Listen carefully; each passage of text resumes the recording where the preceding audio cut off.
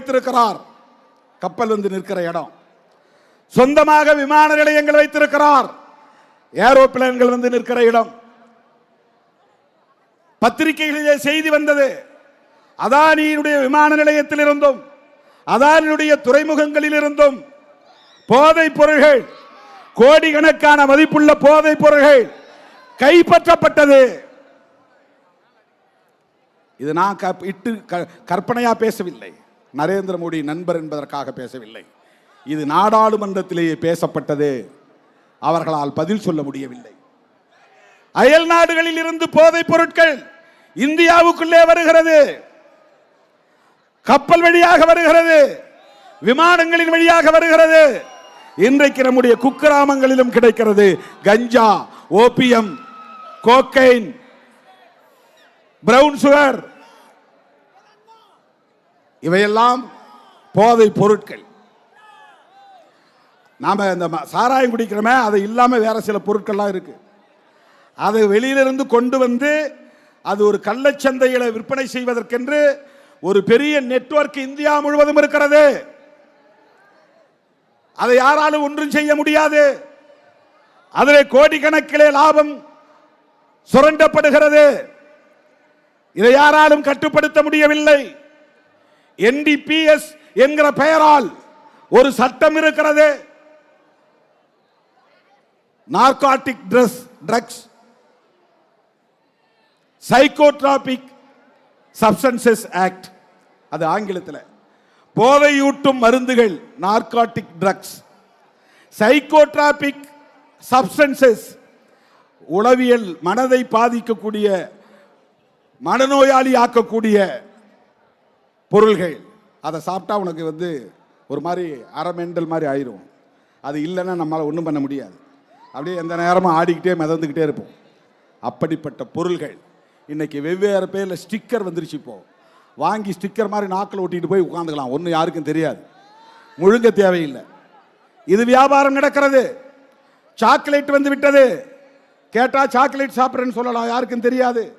பள்ளிக்கூடத்து பிள்ளைகளிடம் புழங்குகிறது, கல்லூரி மாணவர்களிடம் புழங்குகிறது. நகர்ப்புறங்களில் மட்டுமே இருந்தது, இன்றைக்கு கிராமப்புறங்கள் வரையில் போகிறது. இதற்கு பின்னால் ஒரு பெரிய மாஃபியா கும்பல் இருக்கிறது. இதை தடுக்க வேண்டுமா வேண்டாமா? இதற்காக குரல் கொடுக்கக்கூடிய ஜனநாயக சக்திகளை ஒருங்கிணைக்க வேண்டுமா வேண்டாமா? அதற்காகத்தான் இந்த மாநாடு. நமக்கு ஒரு கவலை இருக்கிறது, இந்தியா முழுவதும் இப்படி ஒரு நிலை இருக்கிறது என்று. இந்த மாநாட்டில் திமுகவை எப்படி அழைக்கலாம்? திமுக அரசு இங்கே நடக்கிறது. கடைகளை திறந்து வைத்து அவர்கள்தானே வியாபாரம் செய்கிறார்கள்.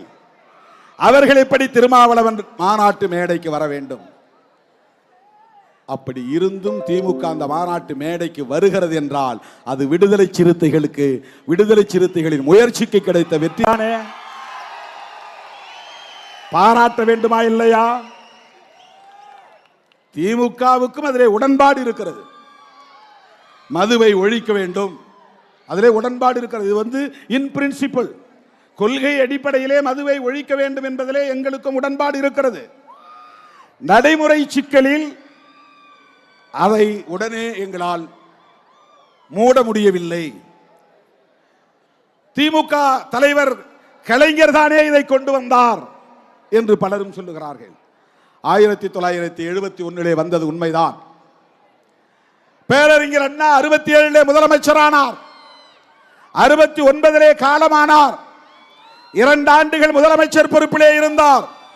அப்போது மதுக்கடைகளை திறக்க வேண்டும் என்ற கோரிக்கை எழுந்தது. மது விலக்கை ரத்து செய்ய வேண்டும் என்ற கோரிக்கை எழுந்தது. பேரறிஞர் அண்ணா சொன்னார், மாட்டேன், அப்படி ஒரு வருமானம் எனக்கு தேவையில்லை, மறுத்தார், திறக்கவே இல்லை. ஆனால் அந்த பேரறிஞர் அண்ணா ஒரு கோரிக்கை எழுப்பினார். ஊடகங்களிலே உளறிக்கொண்டிருப்பவர்கள் புரிந்து கொள்ள வேண்டும், திருமாவளவன் ஏன் மோடி கிட்ட போய் கேட்கிறார் அப்படின்னு கேட்கிறாங்க. இங்க போய் முதல்வர்கிட்ட கேட்காம மோடி கிட்ட ஏன் கேட்கிறார்? 2 கோரிக்கையும் தான் வைக்கிறோம், அதை யாரும் பார்க்கறது இல்லை. தமிழ்நாடு அரசுக்கு கோரிக்கை மதுக்கடைகளை மூடு, இந்திய அரசுக்கான கோரிக்கை இந்தியா முழுவதும் மதுக்கடைகளை மூடுவதற்கு தேசிய மதுவிலக்கு கொள்கையை வரையறுத்து சட்டம் இயற்று. அவ்வளவுதான். 2 அரசுக்கும் கோரிக்கை வைக்கிறோம். தோழர்களே, கலைஞர் 71 கடையை திறந்தார் என்பது உண்மைதான். அதற்கு அவர் என்ன விளக்கம் சொன்னார் என்றால், மது விலக்கை நடைமுறைப்படுத்துகிற மாநிலங்களுக்கு வருவாய் இழப்பை ஈடு செய்யக்கூடிய வகையில் இந்திய ஒன்றிய அரசு இழப்பீட்டு நிதியை வழங்க வேண்டும். அன்றைக்கு காங்கிரஸ் அரசாங்கத்திடம் அவர் கேட்டார். நிதி தரல, நிர்வாகம் நடத்த முடியல, போதிய பட்ஜெட் வரவு செலவு போதுமானதாக இல்லை. வேறு வழி இல்லாமல் நெருப்பு வளையத்திற்கு நடுவிலே கற்பூரம் சிக்கிக் கொண்டதை போல அவர் சொன்ன விளக்கம். சுத்தி நெருப்பு எரியுது, நடுவில் ஒரு சூடம் கற்பூர கட்டி இருக்கு. அந்த கற்பூர கட்டி தானா பிடித்து எரியும் என்பதை போல வேறு வழி இல்லாமல் நான் மதுக்கடைகளை திறந்தேன் என்று சொன்னார். அதை சரி என்று நாம் நியாயப்படுத்தவில்லை. ஆனால் அன்றைக்கு இருந்த பொருளாதார நெருக்கடியின் அடிப்படையிலே அன்றைய முதல்வர் கலைஞர் சொன்னார். ஆனால் அதே கலைஞர் 1974 மூடினார், மூடிவிட்டார். அப்போது அவர் சொன்னார், தேசிய அளவில் ஒரு மதுவிலக்கு கொள்கை தேவை. அதுதான் இங்கே நாம் வைக்கிற கோரிக்கை.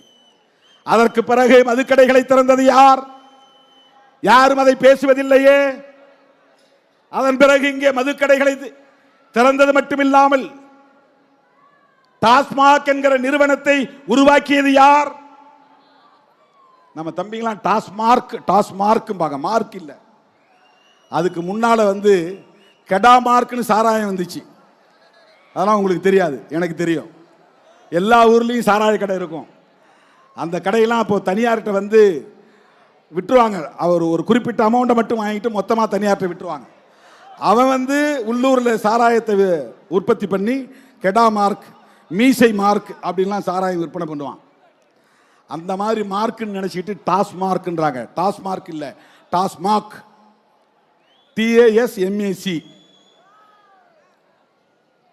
Tamil Nadu state marketing corporation, Tamil Nadu மாநில வாணிப கழகம்.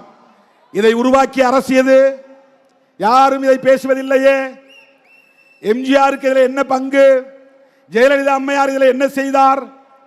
இன்றைக்கு ஆட்சி பொறுப்புக்கு வந்திருக்கிற திராவிட முன்னேற்ற கழக தலைவர் ஸ்டாலின் அவர்கள் வந்த பிறகா இந்த மதுக்கடையை திறந்தார் என்ற கேள்வியும் எழுகிறது. நான் டிஃபெண்ட் பண்ணி பேசவில்லை. உரையாடக்கூடியவர்கள் எப்படி பேசுகிறார்கள், வாதாடக்கூடியவர்கள் எப்படி பேசுகிறார்கள், அதற்குள்ளே என்ன சூட்சமம் இருக்கிறது, சூழ்ச்சி இருக்கிறது என்பதை புரிந்து கொள்ள வேண்டும். பேசக்கூடியவர்கள் யாரும் எம்ஜிஆர் காலத்திலே மதுக்கடைகள் ஏலம் விடப்பட்டன.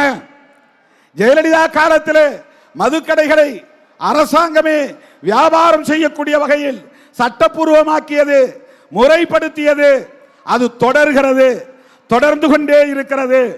அது தொடரும் போது மு.க. ஸ்டாலின் முதல்வராகி இருக்கிறார். இவர் உருவாக்கவில்லை, இவர் புதிதாக திறக்கவில்லை. மூட வேண்டும். நான் அவரை தனியே சந்தித்த போது சொன்னார், எனக்கு என்ன மூடக்கூடாது நான் நினைக்கிறேனா? மூடணும் தான் நானும் நினைக்கிறேன்.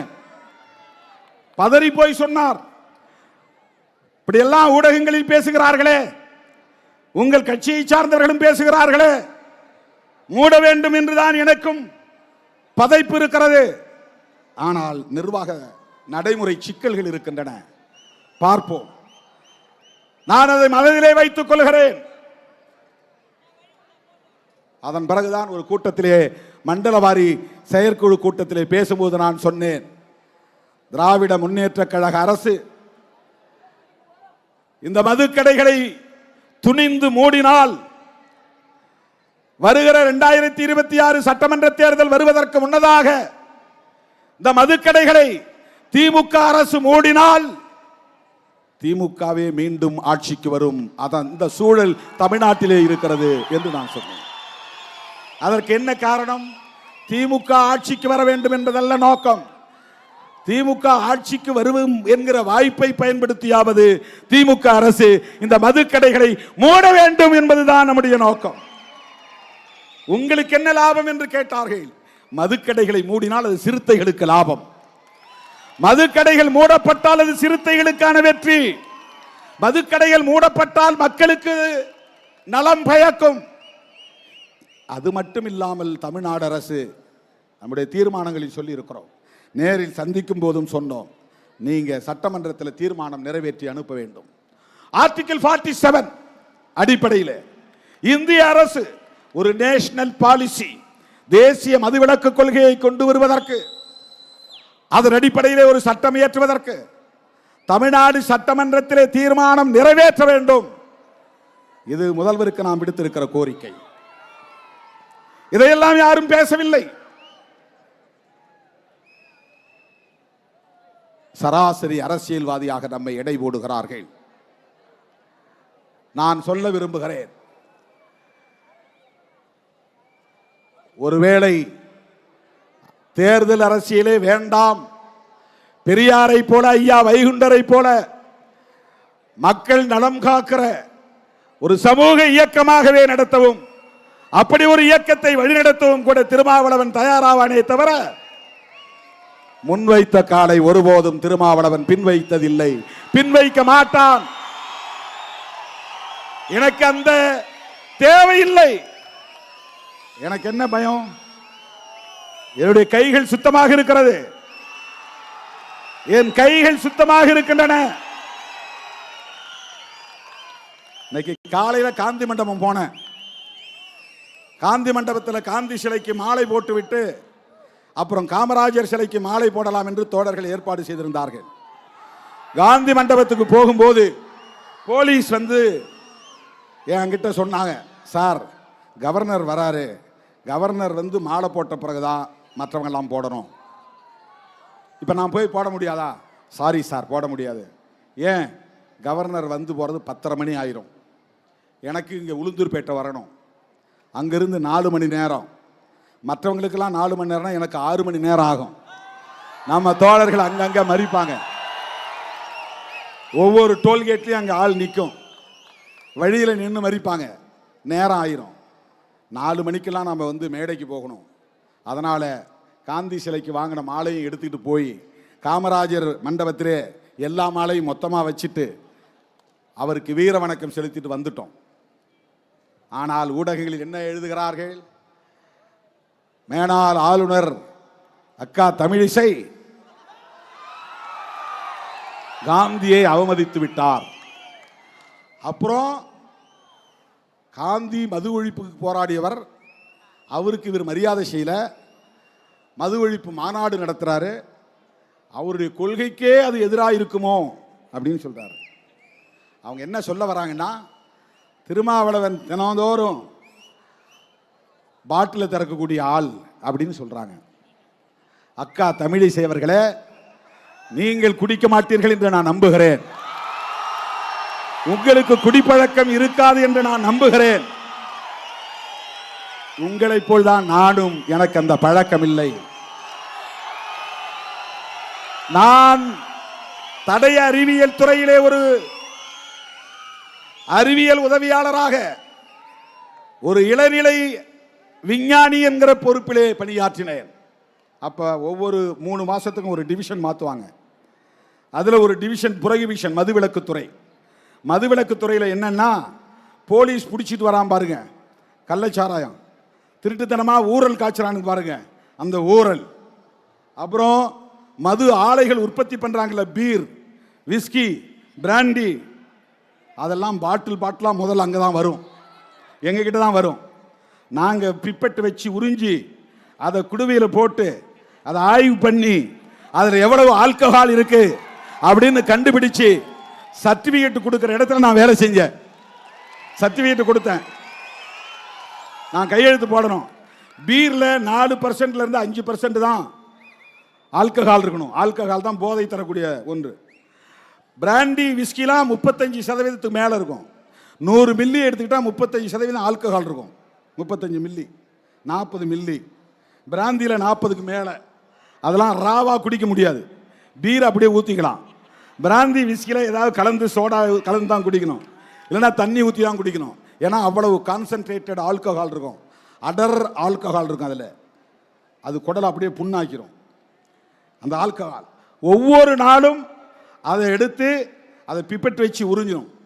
விரும்புனா நம்ம உறிஞ்சி குடிக்கலாம், அது யாருக்கும் தெரியாது. டேஸ்ட் பண்ணலாம், யாருக்கும் தெரியாது. ஒரு ஓரத்தில் தான் உட்காந்து வேலை செய்வோம். பிப்பெட் வச்சு உறிஞ்சிடும் தினந்தோறும் பாட்டிலில். நாங்கள் டெஸ்ட் பண்ணி சர்டிஃபிகேட் கொடுத்த பிறகு தான் அவன் வந்து லேபிள் ஒட்டி மார்க்கெட்டுக்கு வரும். அந்த வேலை செய்தவனா. அப்போ கூட தப்பித்தவறி என் நாவில் ஒரு சொட்டு மது கூட பட்டதில்லை. அயல் நாடுகளுக்கு பயணம் சென்றால் ஃப்ளைட்ல போய் ஏறி உட்கார்ந்தவொடனே விமான பணிப்பெண்கள் வந்து, சார் என்ன வேணும் சார், ஒயின் வேணுமா, ரெட் ஒயின் வேணுமா, வேற என்ன ஒயின் வேணும், ஃபர்ஸ்ட் தான் கேட்பாங்க. போய் வண்டியில் ஏறி உட்கார்ந்தோடனே பிஸ்னஸ் கிளாஸில் தண்ணி குடிக்கிறீங்களா கேட்க மாட்டாங்க, சாராயம் குடிக்கிறீங்களா மது குடிக்கிறீங்களான்னு தான் கேட்பாங்க. 11 மணி நேரம் 12 மணி நேரம் 24 மணி நேரம் ஃப்ளைட்லேயே போகணும். அமெரிக்கா போனால் வேற வழி இல்லை, எல்லாரும் அதில் குடிச்சிட்டு தான் போவாங்க. எத்தனையோ பல நாடுகளுக்கு நான் பயணம் செய்திருக்கிறேன். என் வாழ்நாளில் ஒரு முறை கூட அதை நான் தொட்டதில்லை. அக்கா தமிழிசைக்கு சொல்ல நான் கடமைப்பட்டு இருக்கிறேன். ஒரு டவுட்டோட கேட்குறாங்க, ஒரு டவுட், ஒரு சந்தேகத்தோட. ஒருவேளை அது அவர் கொள்கைக்கு முரணா இருக்குதோ அதுக்காக சொல்றேன், அதற்காக சொல்லுகிறேன். காந்தியடிகளின் சிலையில் மாலை போடக்கூடாது என்று தடுத்தது காவல்துறை. ஆளுநர் வந்த பிறகுதான் மாலையிட வேண்டும் என்று சொன்னது காவல்துறை. எங்களுக்கு காந்தியோட நிறைய விமர்சனங்கள் உண்டு, அது வேறு. அவருக்கு இந்து மதத்தின் மீது நம்பிக்கை உண்டு, அடுத்த பிறவியின் மீது நம்பிக்கை உண்டு, சனாதனத்தின் மீது நம்பிக்கை உண்டு, சாதிய கட்டமைப்பின் மீது நம்பிக்கை உண்டு. தீண்டாமை மட்டும்தான் ஒழிய வேண்டும் என்று சொன்னார். அதனால்தான் அம்பேத்கருக்கும் காந்திக்கும் மோதல் வந்தது. நீ என்ன சாதி வாழ்கன்னு சொல்றீங்க, நான் சாதி ஒழிகன்னு சொல்றேன். இதுதான் அம்பேத்கருக்கும் காந்திக்கு இருந்த முரண்பாடு. நேருக்கு நேர் மோதல் நடந்தது. அந்த காலத்தில் காந்தி ஒரு சமூகத்திற்கு ஹீரோ என்றால் அவர்களுக்கு அம்பேத்கர் வில்லன், அம்பேத்கர் ஹீரோ என்றால் காந்தி வில்லன். அப்படித்தான் அரசியல் போனது. அதுதான் ஒரு காலத்திலே இருந்த அரசியல், அதுதான் ஒரு காலத்திலே இருந்த அரசியல். ஆனால் இன்றைக்கு நாங்கள் காந்தியடிகளின் பிறந்த நாளிலே இதை செய்கிறோம் என்று சொன்னால், காங்கிரஸ் கட்சியோடு நாங்கள் தேர்தல் உறவையும் கொண்டிருக்கிறோம் என்று சொன்னால், அதற்கு நாங்கள் உள்வாங்கி இருக்கிற 2 கோரிக்கை நீங்க புரிஞ்சுங்க. எவன் புரிஞ்சுக்கிறான் புரிஞ்சுக்கலாம், நமக்கு அதை பற்றி கவலை இல்லை.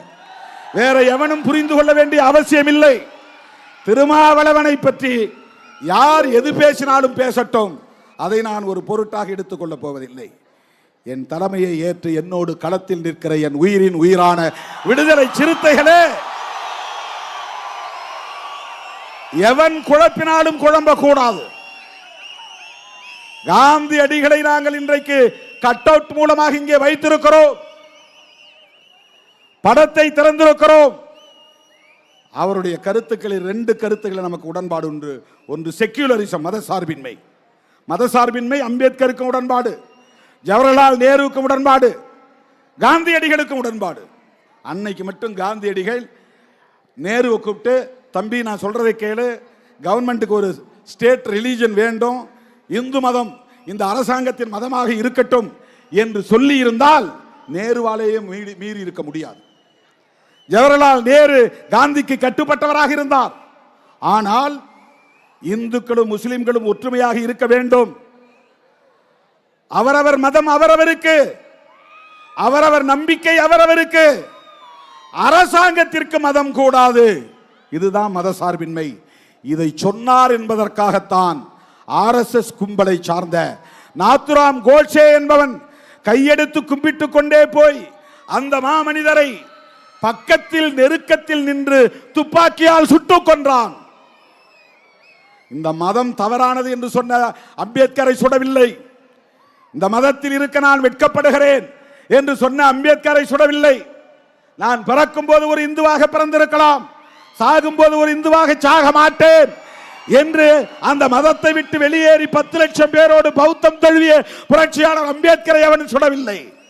அந்த மதத்தை உயிருக்கு உயிராக நேசித்த மூச்சுக்கு 300 முறை array Ram array Ram array Ram என்று சொன்ன நாத்துராம் கோட்சே சுட்ட போது கூட அப்படியே ஹரே ராம் என்று சொல்லிக்கொண்டே மண்ணில் சரிந்து விழுந்த அந்த காந்தியடிகளை எவன் சுட்டான்?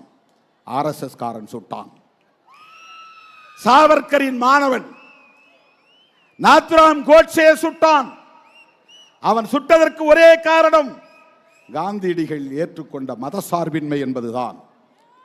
அதனால் தான் காங்கிரஸோடு இருக்கிறோம், விடுதலை சிறுத்தைகள் கட்சி. அதனால் தான் காந்தியின் பிறந்த நாளில் இந்த மாநாட்டை நடத்துகிறோம். மதசார்பின்மை என்பதை போல மதுவிலக்கிலே உறுதியாக இருந்தார். புரட்சியாளர் அம்பேத்கர், மகாத்மா காந்தி, ஜவஹர்லால் நேரு, தந்தை பெரியார், பேரறிஞர் அண்ணா, இவர்களெல்லாம் இந்த புள்ளியில் ஒரே நேர்கோட்டில் பயணிக்கக்கூடியவர்கள். ஒரே நேர்கோட்டில் பயணிக்கக்கூடியவர்கள். அதை உணர்ந்து கொண்டவர்கள் விடுதலை சிறுத்தைகள். அதை உள்வாங்கி இருப்பவர்கள் விடுதலை சிறுத்தைகள். ராஜாஜிக்கு ஏன் கட் அவுட்? ராஜாஜி யார்? அவர் ஒரு பார்ப்பன சமூகத்தை சார்ந்தவர். உங்களுக்கு தெரியும். அண்ணா அவரை பற்றி சொல்லுவாராம், எல்லாருக்கும் தலையில தான் மூளை, ராஜாஜிக்கு மட்டும் உடம்பெல்லாம் மூளை. ஆனா உடம்பெல்லாம் மூளையா இருந்தாலும் உடம்பெல்லாம் அவருக்கு வஞ்சகமும் இருக்கு என்று அண்ணா அவரை விமர்சிப்பாராம். அப்படிப்பட்ட ராஜாஜி சேலம் முனிசிபாலிட்டி தலைவராக இருந்தார். சேலத்திலிருந்து வந்திருக்க தம்பிங்களுக்கு தெரியும், சேலம் அவருடைய சொந்த ஊர். அங்க ஒரு நகராட்சி தலைவராக இருந்தார். 1937 நாடு விடுதலை அடைவதற்கு 10 வருஷத்துக்கு முன்னாடி. இதெல்லாம் நீங்க தெரிஞ்சுக்கணும், இதெல்லாம் தெரிஞ்சுக்கணும்.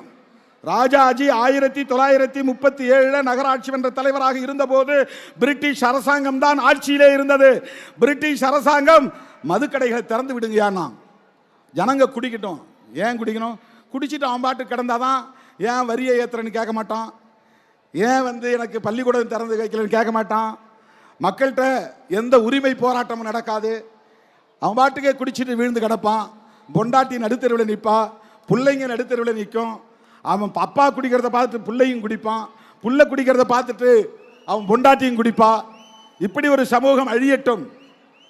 இப்படியெல்லாம் ஒரு காலத்திலே ஆட்சியாளர்களுக்கு சூது இருந்தது, சூழ்ச்சி இருந்தது.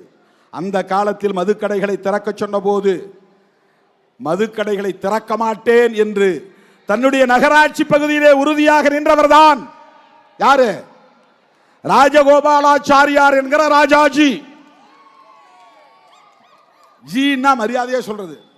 அவர் பேரு ராஜா, ராஜகோபால் ஆச்சாரியார். ஆச்சாரியார்னா அவர் சமூகத்தை சார்ந்த ஒரு சொல்லாடல். இது வைணவ மதத்தை சார்ந்தவர். திருமாலை கும்பிடுறவங்க, ஐயங்கார்னு நினைக்கிற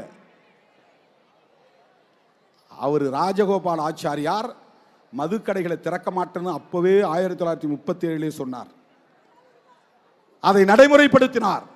அதனால்தான் தோழர்களே, மதுக்கடைகளை மூட வேண்டும் என்று சொன்ன மூதறிஞர் ராஜாஜிக்கு இந்த மாநாட்டிலே கட் அவுட் வைத்திருக்கிறோம்.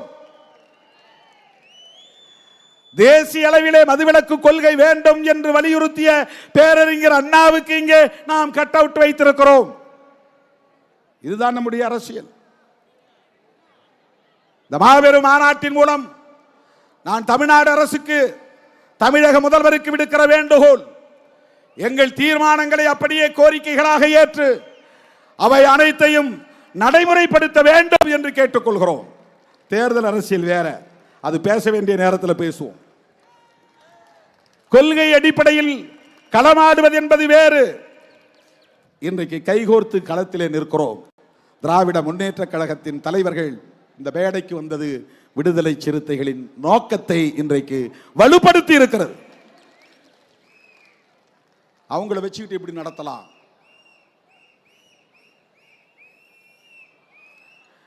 இன்னொருத்தர் கேட்கிறார், திறந்தது இவங்க, மூடுறது அவங்களான்னு. பெரிய அறிவுஜீவின்னு நினைச்சிட்டு கேட்கிறாங்க. புதுசா பெரிய கண்டுபிடிப்பு. இந்திய ஒன்றிய அரசுக்கு பொறுப்பு இருக்கிறதா இல்லையா? வேடிக்கை பார்ப்பது மட்டும்தான் ஒன்றிய அரசின் கடமையா? 1954 பண்டித ஜவஹர்லால் நேரு அவர்கள் பிரதமராக இருந்த காலத்தில் ஸ்ரீமன் நாராயணன் என்பவர் தலைமையிலே ஒரு குழுவை அமைத்தார்கள். அதிலே 6-7 பேர் உறுப்பினர்களாக இருந்தார்கள். 2 பேர் எதிர்கருத்துக்களை பேசினார்கள். என்ன கருத்து பேசினார்கள் தெரியுமா? பழங்குடி மக்கள்லாம் தினந்தோறும் வேலை செய்யணும், அவன் குடிக்கணும். அவன் என்ன சொல்றான்னா, எஸ்சி எஸ்டி மக்கள் தான் கூட்டுறாங்க, தினந்தோறும் நீங்க போய் கூட்டிட்டு இருக்கீங்களா? அப்படி ஒரு பேர் இந்தியா முழுக்க. எஸ்சி எஸ்டி மக்கள் தான் கக்கூஸ் கழுவுறாங்க, தினந்தோறும் நீங்க கக்கூஸ் கழுவிட்டு உட்காந்துருக்கீங்களா? இதுதான் இந்தியா முழுக்க இருக்கிற உளவியல். உழைக்கிற மக்களை, விவசாயம் செய்யக்கூடிய மக்களை கக்கூஸ் கழுவுகிற சாதி என்று 19 பெயர் சூட்டி வைக்கிறார்கள். எவ்வளவு பெரிய அயோக்கியத்தனம் இது! பறை அடித்ததால் தான் பறையங்கிறான். ஊர்ல எத்தனை பேர் பறை அடிக்கிறான்? அது அயோக்கியத்தனம். இது ஒரு ஊர்ல ஒருத்தர் 2 பேர் தான் பறை அடிப்பான், வேற யாரும் அடிக்கிறது கிடையாது. யாருக்கு அடிக்க தெரியாது. ஊர்ல ஒருத்தர் 2 பேர் ஆண்டை சாதிகாரம் வச்சிருப்பான், என் வீட்டில் பணம் வந்துச்சு வந்து அடிச்சுட்டு போம்பான். இப்பெல்லாம் அது எவனும் போறது கிடையாது. பிறந்த உடனே எல்லாம் கண்ணு முழிச்சதும் சென்னைக்கு வந்துடுறான், பாம்பேக்கு போயிடுறான், நாக்பூருக்கு போயிடுறான், டெல்லிக்கு போயிடுறான். நீயே உன் சாணியை அள்ளிக்கடான்ட்டு போயிடுறான் அவன். நீயே உன் பணத்தை போய் புதைச்சிக்கோ, நீயே எழுது சொல்ல போ, அப்பதான் உனக்கு புத்தி வரும். இப்ப 10 ஆண்டுகளாக இது இது திருமாக்காலம் என்று பாடல் பாடுகிறோமே, வாயை கட்டி பாட்டு இருக்கிறதே, வாயை கட்டி கையை கட்டி வாழ்ந்தது அந்த காலம். அது அந்த காலம். இது திருமா காலம் என்ற அந்த பாடல் எவன் இன்றைக்கு பறையடிக்கிறான்? இவருக்கு பேரு பறையன்னு பேரு. எவ்வளவு பெரிய அயோக்கியத்தனம் இது! அதில் இருக்கிறவன் சொல்றான், அந்த கமிட்டியில் இருக்கிறவன் சொல்றான், அவங்க எல்லாம் ரொம்ப கீழ்த்தரமான வேலை செய்யறாங்க, அந்த வேலை செய்யணும்னா அவன் குடிக்கணும். சட்டமன்றத்தில் இதே மாதிரி ஒரு விவாதம் வந்துச்சு. தேவதாசி முறையை ஒழிக்கிறதுக்கு அண்ணா ஆட்சி காலத்திலே, கலைஞர் ஆட்சி காலத்திலே ஒரு சட்டம் வந்தது. அந்த சட்டம் வந்தப்ப ஒரு அம்மா எழுந்திருச்சு, ஐயோ அப்படிலாம் அதெல்லாம் ஒழிக்கக்கூடாது, தேவதாசியில் இருந்தால் நல்லது, அப்பதான் திமிரு பிடிச்ச ஆண்களால் குடும்பத்து பெண்கள் எல்லாம் பாதிக்கப்படாமல் பாதுகாப்பாக இருப்பாங்க. ஒரு குறிப்பிட்ட சில பெண்கள் தேவதாசிகளா இருந்தா குடும்பத்து பெண்கள் பாதுகாக்கப்படுவாங்களாம். அதுக்காக ஒரு பெண்மணி பிறந்தா அவளுக்கு பொட்டு கட்டி விட்டுருவாங்க. பொட்டு கட்டி விட்டுட்டா ஊர்ல பொதுவானவள்னு அர்த்தம், யார் வேண்டனாலும் அந்த பெண்ணோட பழகலாம். இப்படி ஒரு காலத்தில் இருந்துச்சு. இதை ஒழிக்கிறது சட்டம் கொண்டு வந்தப்போ அவங்க சொன்னது, அப்போ பதில் சொன்னார்கள் சட்டமன்றத்தில், இத்தனை காலம் எங்கள் பெண்கள் பொட்டு கட்டி இருந்தார்கள், இனிமேல் நீங்கள் அந்த தொழிலை கொஞ்ச காலம் செய்யுங்கள், உங்கள் வீட்டு பெண்கள் அதை செய்யட்டும். அப்படிதான் இப்ப இன்னைக்கு நாம கேட்க வேண்டியிருக்கு. அவன் என்ன சொல்றான் பாருங்க, கக்கூஸ் கழுவுறவனுக்கு தண்ணி வேணும், பெனஞ்சுடுறவனுக்கு தண்ணி வேணும், பறை அடிக்கிறவனுக்கு தண்ணி வேணும், குடிச்சாதான் அவன் அந்த வேலையை செய்ய முடியும், கூட்டுறவனுக்கு தண்ணி வேணும், குடிச்சாதான் அந்த வேலையை செய்ய முடியும். எப்படி நியாயப்படுத்துறான் பாருங்க. ஆனால் ஸ்ரீமன் நாராயணன் குழு 1955 உடனடியாக பரிந்துரைகளை தந்தது. அந்த பரிந்துரைகளைத்தான் இன்றைக்கு நாங்கள் நினைவூட்டுகிறோம். அவன் என்ன சொன்னா, குறிப்பிட்ட ஒரு தேதியை சொல்லி, இந்த தேதிக்குள்ள எல்லா மாநில அரசும் மதுக்கடைகளை மூடுவோம் என்று உறுதியளிக்க வேண்டும். ஒரு குறிப்பிட்ட தேதிக்குள்ளாக இந்திய ஒன்றிய அரசு மதுவிலக்கை நடைமுறைப்படுத்த சட்டம் கொண்டு வர வேண்டும். அதை தாண்டா இன்னைக்கு நாங்க சொல்றோம். ஸ்ரீமன் நாராயணன் குழு சொன்ன பரிந்துரைகளை நடைமுறைப்படுத்துங்கள். நரேந்திர மோடியே அதை நடைமுறைப்படுத்துங்க. இல்லைன்னா நீ இப்போ ஒரு என்கொயரி கமிட்டி போடு, புரோஹிபிஷனுக்கு ஒரு என்கொயரி கமிட்டி போடு. அது உனக்கு பிடிக்கல. ஸ்ரீமன் நாராயணனுக்கு பிறகு தேக்சந்த் கமிட்டி வந்துச்சு. ஜஸ்டிஸ் தேக்சந்த் அப்படிங்கிறவர் தலைமையில் மறுபடியும் ஒரு கமிட்டி போட்டாங்க 1970, 20 வருஷம் கழிச்சு.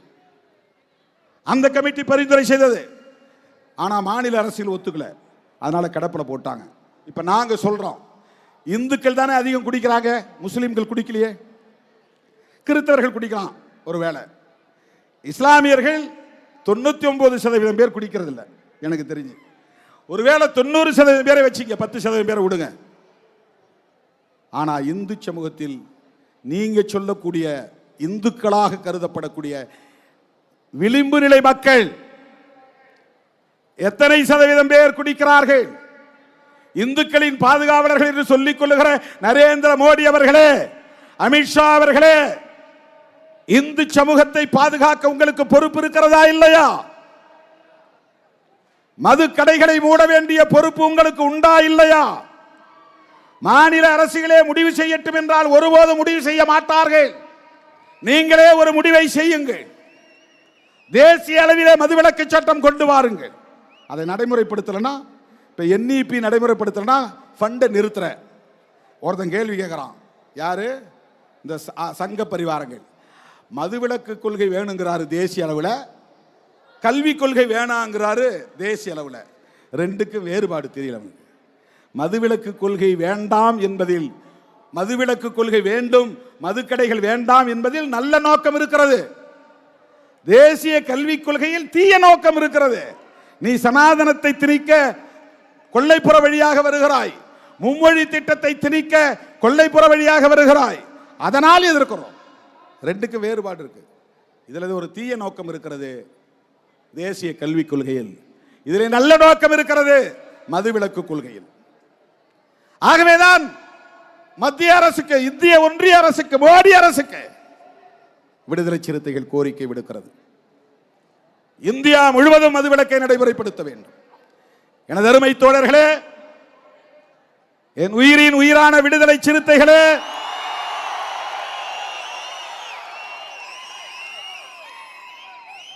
நீங்களும் இதில் உறுதியாக இருக்க வேண்டும். அப்படி இப்படி இருந்தா இன்னையோட விட்டுறணும். பெண்கள் உறுதியாக இருக்க வேண்டும். வீட்டில் சண்டை பிடிங்க, குடிச்சிட்டு வந்தா சோறு இல்லைன்னு சொல்லுங்க. குடிச்சிட்டு வந்தா சோறு இல்லை, வெளியே போ. பெண்கள் இந்த யுத்தத்தை தொடங்க வேண்டும், வீட்டில் இருந்து தொடங்க வேண்டும். யாருக்கு இந்த பொறுப்பு இருக்கோ இல்லையோ, இதெல்லாம் ஒன்றும் பண்ண முடியாது. திருமாவளவன் மேடையில் பேசிட்டு போறான். நான் 2015 சொன்னேன், அடிவயிறு எரிய எரிய சொல்லுகிறேன் என்று வேதனையோடு சொன்னேன். நாடாளுமன்றத்திலும் சொன்னேன், மிகுந்த வேதனையோடு சொல்லுகிறேன். மனித வளம் பாழாகிறது. இந்தியா முழுவதும் மனித வளம் பாழாகிறது. எனவே மது மற்றும் போதை பொருள்களை ஒழிப்பதற்கு தேசிய அளவில் ஒரு கொள்கை வேண்டும், சட்டம் வேண்டும். அதை தீவிரமாக நடைமுறைப்படுத்த வேண்டும். கள்ளச்சந்தைகளில் புழங்குகிற போதைப் பொருட்கள் அனைத்தையும் தடை செய்ய வேண்டும். விழுப்புரத்து மாவட்டத்தை சுற்றி 9 இடத்துல சோதனை சாவடி இருக்கு. ஒவ்வொரு மாவட்டத்திலும் பார்டர்ல இந்த சாராயத்தை கடத்திட்டு வர்றத கண்டுபிடிக்கிறதுக்கு டோல்கேட் வச்சிருக்கிறாங்க. இந்த டோல்கேட் இல்லை, சாராயம் கடத்துற கும்பலை பிடிக்கிறதுக்கு டோல்கேட் இருக்கு. மற்ற மாவட்டங்களில் 2, 1, 3 தான் இருக்கு. விழுப்புரத்தில் 9 இடங்கள்ல இருக்கு. அதை மீறி கள்ளச்சாராயம் கள்ளக்குறிச்சியில். எப்படி அந்த 9 டோல்கேட்டை மீறி வந்துச்சு சாராயம்? எப்படி எக்கியார் குப்பத்திலே மரக்காணத்திலே மெத்தனால் வந்தது? அங்கே 22 பேர், 10 பேர் மீனவர்கள், 4 பேர் தலித்துகள், மற்றவர்கள் 8 பேர் வெவ்வேறு சமூகங்களை சார்ந்தவர்கள். எல்லா சமூகங்களும் பாதிக்கிறார்களா இல்லையா? தலித்துகள் மட்டும்தான் பாதிக்கிறார்களா? எண்ணி பார்க்க வேண்டும். கள்ளக்குறிச்சியிலே செத்தது 69 பேர். 69 பேரிலே 15 பேர் பழங்குடி மக்கள், இஸ்லாமிய குடும்பத்தை சார்ந்தவர்கள் சிலர், 10க்கும் மேற்பட்டவர்கள் வன்னியர் சமூகத்தை சார்ந்தவர்கள். மாதவச்சேரி என்கிற கிராமத்திற்கு போனேன். அங்கிருந்த பாமக கார தம்பி ஒருவர் ஓடி வந்து என் கையை பிடித்துக் கொண்டு சொன்னார், அண்ணா, தினந்தோறும் மாலையிலே இங்கு சாராயம் விற்கப்படுகிறது. இந்த இடத்துல தான் விற்கிறாங்க, ஊருக்குள்ள நடுவில் வந்து விற்கிறான், யாராலையும் கேட்க முடியல. ஊருக்குள்ள தெருவுக்குள்ள கள்ளச்சாராயம் விற்கப்படுகிறது. என்னிடத்திலே வந்து சொன்ன தம்பி ஒரு பாட்டாளி மக்கள் கட்சிக்கார பையன் ஓடி வந்து சொன்னான். என் வண்டியிலேயே கொஞ்ச தூரம் பயணம் செய்தான். வன்னியர் தெருவுக்குள்ளே சாராயம், கள்ளச்சாராயம் விற்கப்படுகிறது. எல்லாம் சொல்றவன் என்ன சொல்றான்னா, திருமாவளவன் போராட்டம் நடத்துறது எதுக்காகனா அவங்க சாதி சனெல்லாம் பாதிக்கப்படுறாங்க, அதனால போராட்டம் நடத்துறாரு. இந்த மாதிரி ஒரு அற்பத்தனம் வேற என்னவா இருக்க முடியும்? அயோக்கியத்தனம். ஒரு கீழ்த்தரமான புத்தி. கீழ்த்தரமான புத்தி. காஞ்சிபுரத்தில் நான் ஒரு கோரிக்கை வச்சேன். ஒருத்தன் எழுதுறான், ஒரு முட்டாள். நான் என்ன கோரிக்கை வச்சேன்னா, அண்ணா கனவு கண்டார், இந்தி எதிர்ப்பு போராட்டத்தில் தாளமுத்து நடராசன் 2 பேர் இறந்தார்கள். அது பெரியாருடைய போராட்டத்தில் பெரிய ஊக்கத்தை தந்தது. இந்த 2 பேரும் 2 சமூக பின்னணி கொண்டவர்கள். நடராசன் தலித் சமூகத்தை சார்ந்தவர், ஆதி திராவிடர். தாளமுத்து நாடார் சமூகத்தை சார்ந்தவர். இந்த 2 சமூகமும் பெரியார் எடுத்த போராட்டத்திற்கு பக்கத்துணையாக இருந்திருக்கிறது. எனவே பெரியார் நாங்கள் ஆட்சிக்கு வந்தால் பெரியாரும் தாளமுத்து நடராசனும் இருப்பதை போல சிலை ஒன்றை நிறுவுவோம். இது அண்ணா கண்ட கனவு. அதை சொல்லிட்டு தான் நான் சொல்றேன். முதலமைச்சர் அவர்களே, அண்ணன் தளபதி ஸ்டாலின் அவர்களே, நீங்கள் ஆட்சியில் இருக்கும் போதே இந்த கோரிக்கை நிறைவேற்ற வேண்டும். நான் ஒரு கோரிக்கையை சொல்ல போகிறேன் அப்படின்னு சொன்ன உடனே எல்லாரும் பத்திரிகைக்காரன் பூரா ஏதோ மது ஒழிப்பு பற்றி தான் பேச போறாரு, மது கடைகளை மூட சொல்ல போறாரு அப்படின்னு எல்லாம் பதற்றமா இருந்தாங்க. நான் சொன்னேன் என்ன சொன்னேன்னா, பெரியார், நடராசன், தாளமுத்து ஆகியோர் கொண்ட உருவச் சிலைகளை நிறுவுங்கள், அது அண்ணாவின் இயக்கம் என்று சொன்னேன். ஒருத்தன் எழுதுறான், இதுலயும் சாதி பார்க்கிறார் திருமாவளவன், நடராசன் என்கிற ஒரு தலித்துக்கு சிலை வைக்கணுங்கிறதுக்காக இப்படி ஒரு கோரிக்கை வைக்கிறார் அப்படின்றான். அப்படி சிந்திக்கிற அவன் தான் சாதி புத்தி உள்ளவனே தவிர நாம் இல்லை.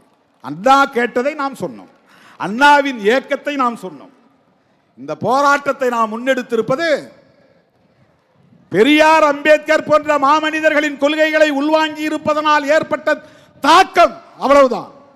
ஐயன் திருவள்ளுவனுடைய அரசியலை உள்வாங்கி கொண்டதனால் ஏற்பட்ட தாக்கம், ஐயா வைகுண்டரை படித்ததனால், நாராயணகுருவின் போதனைகளை உள்வாங்கியதனால், வள்ளலாரை வாடிய பயிரை கண்டபோதெல்லாம் வாடினேன் என்று சொன்னாரே, அந்த வள்ளலாரை ஓரளவுக்கு உள்வாங்கி இருப்பதனால் மது வேண்டாம் என்கிறோம். எனவே மாண்புமிகு முதல்வர் அவர்களுக்கு லட்சோப லட்சக்கணக்கான விடுதலை சிறுத்தைகளின் சார்பில் விடுக்கிற வேண்டுகோள், எங்கள் தீர்மானங்கள் அனைத்தையும் கோரிக்கைகளாக ஏற்று அவற்றை நடைமுறைப்படுத்துவதற்கு முன்வர வேண்டும். இந்திய ஒன்றிய அரசுக்கு நாங்கள் விடுக்கிற வேண்டுகோள், தேசிய அளவில் மதுவிலக்கு கொள்கையை வரையறுத்து தேசிய மதுவிலக்கு சட்டம் ஒன்றை கொண்டு வர வேண்டும். இந்த 2 கோரிக்கைகளையும் வலியுறுத்தி அடுத்தடுத்து நாம் டிஜிட்டல் சிக்னேச்சர் கேம்பெயின் எடுக்கிறோம். ஆன்லைன் மூலமா கையெழுத்து இயக்கம் தொடங்கி வச்சேன்ல, அதுதான். அதற்கடுத்து கிராமப்புறங்களில் இன்றைக்கு நீலம் சிவப்பு சீருடை அணிந்து வந்த பெண்கள் லட்சக்கணக்கிலே, ஏறத்தாழ 2 லட்சம் மகளிர் இந்த மாநாட்டுக்கு வந்து உட்கார இடமில்லாமல் திரும்பி போயிருக்கிறார்கள். அவர்கள் கிராமந்தோறும் மதுவிலக்கு மகளிர் குழுவை உருவாக்க போகிறோம். மதுவிலக்கு மகளிர் குழுவை உருவாக்க போகிறோம். அந்த மகளிர் குழு அந்த கிராமத்தில் மதுவை ஒழிப்பதற்கு என்னென்ன செயல் திட்டங்களை வரையறுக்க வேண்டும் என்பதையும் இந்த இயக்கம் முன்னெடுக்கும் என்பதை சொல்லி, என் அழைப்பை ஏற்று ஓடோடி வந்த என் உயிரின் உயிரான விடுதலை சிறுத்தைகள் அனைவருக்கும், நம்முடைய அழைப்பை ஏற்று இந்த நிகழ்வுக்கு வந்து கருத்துரை வழங்கிய தலைவர் பெருமக்கள் யாவருக்கும் என்னுடைய நெஞ்சார்ந்த நன்றியை தெரிவித்து, இந்த திடலை நமக்கு வழங்கிய உளுந்தூர்பேட்டை மேனாள் ஊராட்சி மன்ற தலைவர், பேரூராட்சி மன்ற தலைவர் திரு ராதாகிருஷ்ணன் அவர்களுக்கும், சட்டமன்ற உறுப்பினர் உதயசூரியன் அவர்களுக்கும், இவ்வளவு நேரமும் இங்கே காத்து கிடக்கிற என் உயிரின் உயிரான விடுதலை சிறுத்தைகள் அனைவருக்கும் என்னுடைய நிஜார்ந்த நன்றியை மீண்டும் மீண்டும் உரித்தாக்கி வாய்ப்புக்கு நன்றி கூறி முடிக்கிறேன். நன்றி, வணக்கம். ஜெய் பீம், ஜெய் பீம். ஒழிப்போம், ஒழிப்போம், மதுவை ஒழிப்போம், காப்போம், காப்போம், மனித வளம் காப்போம், மனித வளம் காப்போம். அனைவரும் பாதுகாப்பாக வீடு திரும்ப வேண்டும். வண்டிகள் கவனமாக பயணம் செய்ய வேண்டும்.